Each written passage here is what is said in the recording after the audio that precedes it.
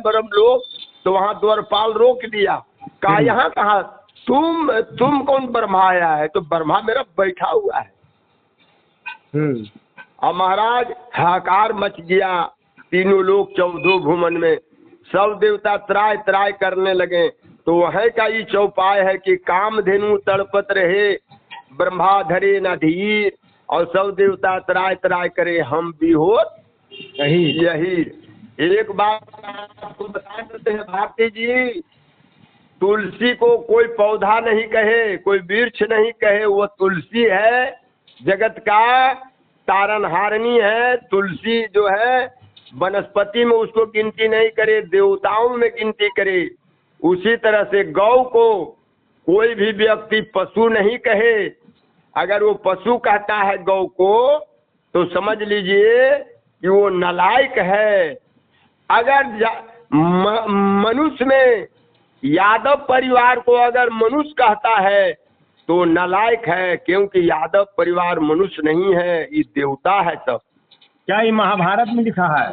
हाँ जी, जो मैं बोल रहा हूँ संपूर्ण सत्य है, सृष्टि का ये अंत है, सृष्टि में ये बात सत्य है। जो मेरे द्वारा कोई डिबेट करने वाला धर्म कथा वाले लोग हैं, तो उसको बोला ये ऐसे, आपको तो लगता होगा कि क्या बोल रहे हैं।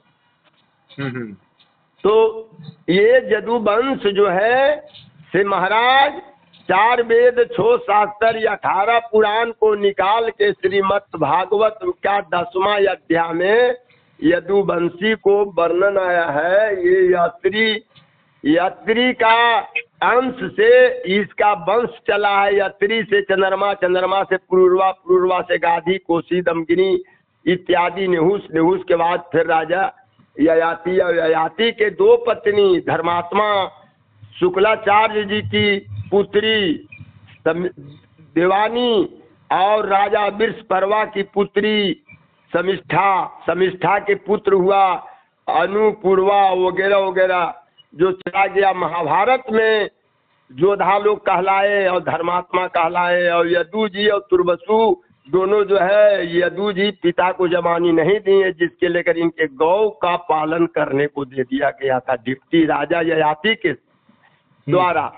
और इन्हीं के कुछ काल वंश बीतने के बाद 14 पीढ़ी के बाद एक राजा आया, मिठू नाम का आया, मिठू नाम का राजा आया। उसकी 2 पत्नी थी, एक से हुआ नंद उपनंद, दूसरा से हुआ सुरसेन उरसेन, सुरसेन उरसेन कंस परिवार और देवकी वासुदेव हुआ, नंद उपनंद हुआ वृषभान जी और नंद बाबा। और उसी में 24 अवतार भगवान नारायण को हुआ है, मच कछ